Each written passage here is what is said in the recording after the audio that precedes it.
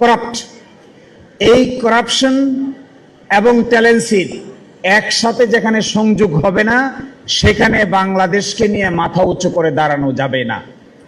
I am requesting you, we need diplomats. আমি দেখেছি আমাদের দেশের ডিপ্লোম্যাটরা ওয়াশিংটনে যায়, ওয়াশিংটনে গিয়ে ঘুরে ফিরে বিল্ডিং দেখে সমুদ্রের বাতাস খায়, আর যে কাজে গিয়েছে সেই কাজের খবর নাই, বাতাস খেয়েতে আস্তে করে শপিং করে বাংলাদেশে চলে আসে।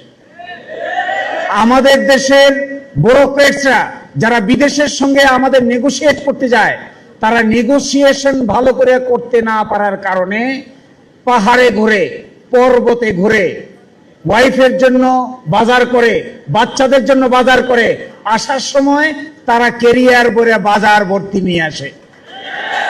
আর দেশের জন্য কি নিয়ে আসলা? What is your diplomatic skill? What did you earn when you were talking with the Indian people, when you were sitting with the American people, Western people, UK people, foreign people? তখন question আসে, কোন ডিপ্লোমেটের চাইতে বেশি skill আছে? আমাদের দেশের ডিপ্লোমেসিতে এখনো আমরা এই ধরনের স্কিলফুল ডিপ্লোমেট প্রস্তুত করতে পারি নাই। একইভাবে আমি দেখেছি সিভিল ব্যুরোক্রেসিতে যাও, সচিবালয়ে যাও, ঢাকা বিশ্ববিদ্যালয়ে পাশ করা, চট্টগ্রাম, রাজশাহী বিশ্ববিদ্যালয়গুলোতে পাশ করে যারা সচিবালয়ে চাকরি করছে, ব্যুরোক্রেসির কারণে আর আমলাতান্ত্রিক জটিলতার কারণে বাংলাদেশের মানুষের কাঙ্ক্ষিত সংস্কার করা সম্ভব হচ্ছে না। এখন আমি তোমাদেরকে একটা রিকোয়েস্ট করব। আমার ধারণা আমরা যখন বিশ্ববিদ্যালয়ে পড়েছি, তোমাদের ফার্স্ট ইয়ারে পড়া কারো তখনও জন্মই হয় নাই।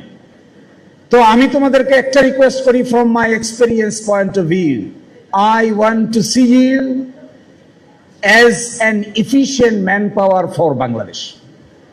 নো ম্যাটার কে কোন ধর্মের, নো ম্যাটার কে হিজাব পরে কে নিকাব পরে, নো ম্যাটার কার বাড়ি কোথায়, নো ম্যাটার কে কোন পলিটিক্যাল পার্টি করে, নো ম্যাটার কে দেখতে কেমন, only the matter Bangladesh needs efficient and talented people.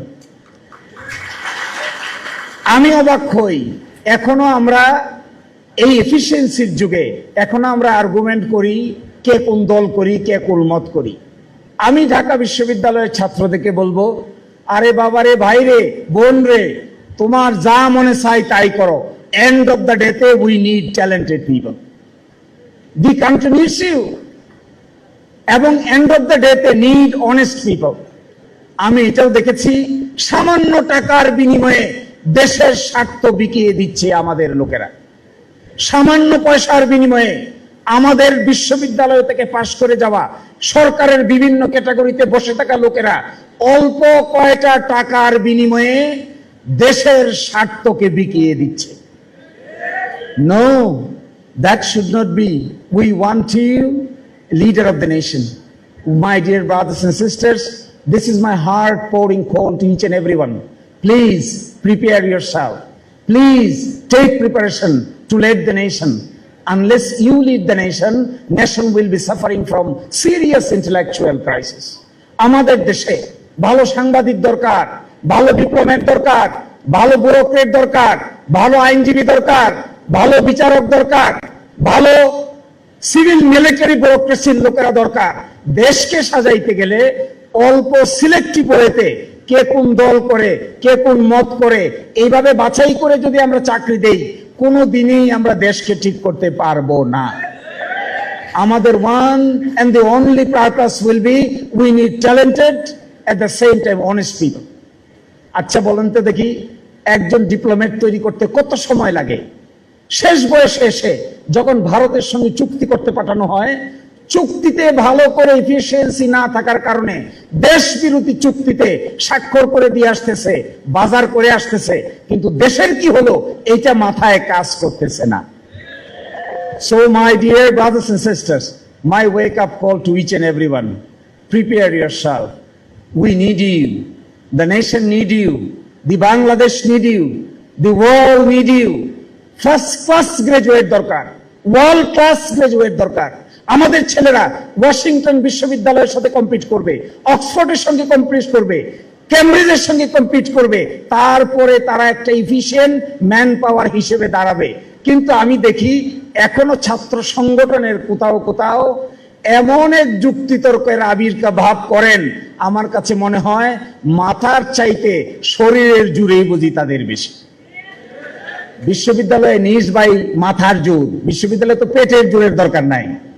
বিশ্ববিদ্যালয়ে ছাত্রদের মধ্যে সবচাইতে বেশি প্রয়োজন তারা কি পড়ছে, তারা কি রিসার্চ করছে, তারা কিভাবে প্রস্তুত হচ্ছে, তারা কিভাবে বাংলাদেশ চালাবে, তারা কিভাবে বিশ্ব চালাবে, তারা কিভাবে অক্সফোর্ডে যাবে, তারা কিভাবে ক্যামব্রিজে যাবে, তারা কিভাবে পাশের বিশ্ববিদ্যালয়গুলোতে 1 নম্বর ভূমিকা পালন করবে, রিসার্চ করবে, পেপার প্রেজেন্টেশন করবে, এমন পেপার প্রেজেন্ট করবে যে বিশ্ববিদ্যালয়ের টিচাররা পর্যন্ত একজন ছাত্রের ট্যালেন্সি দেখে অবাক হতে বাধ্য হবেন। যদি এইটা না করা যায়, আচ্ছা বলেন তো দেখি, প্রাচ্যের অক্সফোর্ড কোথা থেকে হবে, কেমন করে হবে? এই অপরাজয় বাংলার পাদদেশে কে মুর্দাবাদ আর কে জিন্দাবাদ, সারা দিন রাত এইটা করলে কোন ছেলের মাথা ডেভেলপ করবে? Why is this? For what reason? What will be the ultimate achievement? নেশনের কি হবে, জাতির কি হবে, বাংলাদেশের কি হবে, এই ভারতীয় উপমহাদেশে বাংলাদেশের স্ট্যাটাস কি হবে, অস্তিত্ব কি হবে? এইটা যদি বিশ্ববিদ্যালয়ের ছাত্ররা বুঝতে না পারেন, এখনো আমরা খুঁজি কে মুর্দাবাদ আর কে জিন্দাবাদ, এখনো আমরা খুঁজি ওই হলের গেস্ট রুমে রেখে কাকে জবরদস্তি করে মিছিলে নিয়ে যাব আর কাকে জবরদস্তি করে মিছিলে নিয়ে যাব না। এই চিন্তা যদি মাথায় থাকে, আমার ধারণা বর্তমান যুগে এই ধরনের রাজনীতি পরিপূর্ণভাবে অচল। একটাই শুধু আমাদের expectation from you, we need leaders like Sadiq Kayem. We need leaders, we need national leaders. বিশ্ববিদ্যালয়ে পড়বে, বিশ্ববিদ্যালয়ে ডাকসু ইলেকশন হবে, 1 বছর 1 একজন নির্বাচিত হবে, হলে নির্বাচিত হবে, বাংলাদেশে ছড়িয়ে ছিটিয়ে পড়বে একজাক তরুণ নেতৃত্ব বাংলাদেশকে চালাবে। That is our dream. এই ড্রিমি সিচুয়েশনটায় তোমরা পার্টিসিপেট করো। Let us try all together for a better tomorrow. Thank you and thank you everyone.